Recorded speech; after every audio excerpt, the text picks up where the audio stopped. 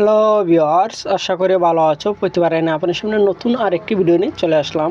আজ আলোচনা করব আপনারা যারা স্কুল ভর্তির লটারিতে যারা চান্স পেয়েছেন, যে আপনাদের কিন্তু ভর্তির একটা নিউজ প্রকাশিত হয়েছে, মানে একটা আপডেট প্রকাশিত হয়েছে যে আপনাদের ভর্তিটা কবে, কোন ক্লাসের কবে ভর্তিটা হবেন। আজকে কিন্তু A to Z আজকে এই ভিডিওতে আলোচনা করব। তার জন্য ভিডিওটি সম্পূর্ণ দেখতে হবে, কোনো প্রকার স্কিপ করা যাবে না। তার আগে বলে নিই, আপনি যদি এই চ্যানেল নতুন হয়ে থাকেন তার আপনার সাথে রিকোয়েস্ট থাকবে যে এই ধরনের নিত্য নতুন অল এডুকেশন আপডেট সবার আগে পাওয়ার জন্য অবশ্যই চ্যানেলটি সাবস্ক্রাইব করে পাশে থাকবেন, কারণ আপনার লাইক এবং সাবস্ক্রাইবের কারণে কিন্তু আমাদের নতুন আরেকটা ভিডিও তৈরি করার অনুপ্রেরণা সৃষ্টি করে। আপনারা জানেন যে আপনার স্কুল ভর্তিতে লটারিটা প্রকাশিত হয়েছে যে প্রথম থেকে নবম শ্রেণী পর্যন্ত। এখন যে আপনারা কীভাবে ভর্তি হবেন এবং কত তারিখ পর্যন্ত ভর্তির যে ম্যাটটা, ঠিক আছে, এবং যারা যারা ওয়েটিংয়ে আসছেন যে আপনারা ওয়েটিংয়ের ভর্তি কবে বা রেজাল্টটা কবে দেবে, আজকে A to Z এই ভিডিওতে আলোচনা করব। তার জন্য আপনার কষ্ট করে কিন্তু ভিডিওটি সম্পূর্ণ দেখতে হবে, কোনো প্রকার স্কিপ করা যাবে না, ঠিক আছে। সে আমরা আপডেটে চলে যাই যে ভর্তির সময়সীমা, কার ভর্তিটা কবে।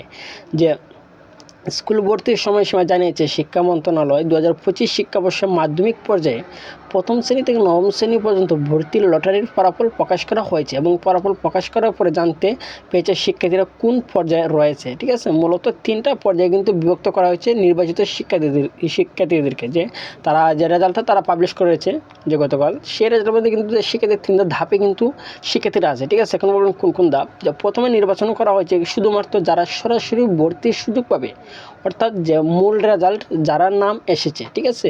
এবং দ্বিতীয় পর্যায়ে রাখা হয়েছে এবং যারা কিনা প্রথম অপেক্ষমান তালিকায় অথবা ফার্স্ট ওয়েটিংয়ের লিস্টে চান্স পেয়েছে, ঠিক আছে। কিছু ছাত্রকে কিন্তু প্রথম ওয়েটিং লিস্টে কিন্তু রাখা হয়েছে। এবং তৃতীয় যে পর্যায়টা সেটা হচ্ছে যে যারা কিনা দ্বিতীয় প্রশ্ন তালিকায় সুযোগ পেয়েছে, অর্থাৎ সেকেন্ড ওয়েটিং লিস্টে রাখা হয়েছে, ঠিক আছে। এখন অনেকে বলতে পারেন যে ভাই আমাদেরকে ওয়েটিংয়ে রাখা হয়েছে, আমাদের কি ভর্তি হওয়ার কোনো সুযোগ আছে বা কোনো এবিলিটি কি আছে কি না, ঠিক আছে। অনেকে জানতে পারে, অনেকে এই ধরনের প্রশ্ন থাকতে পারে।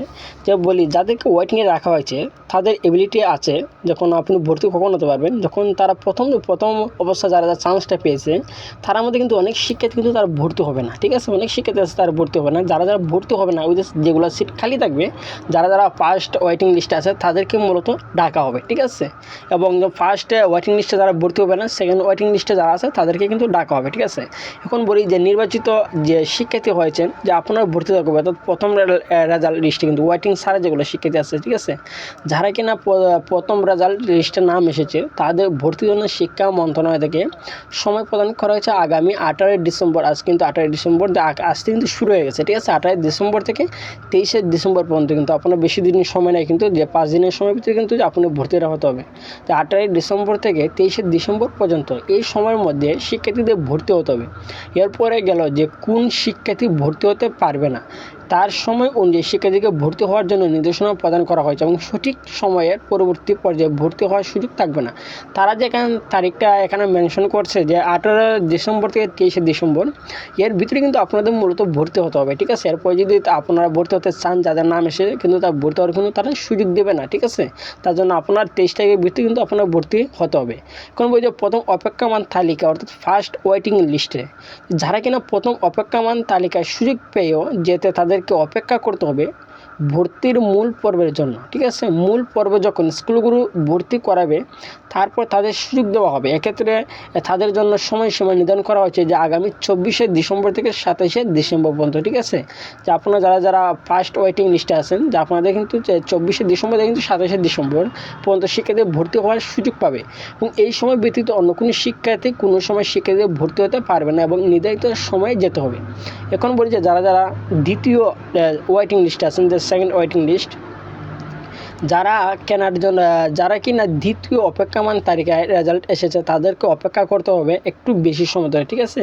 যে নির্বাচিত ফলাফল পাওয়া শিক্ষার্থীদের প্রথম অপেক্ষামান শিক্ষার্থীদের রেজাল্টের ভর্তির পরবর্তী শিক্ষার্থীদের ভর্তি হতে পারবে। এক্ষেত্রে আগামী 28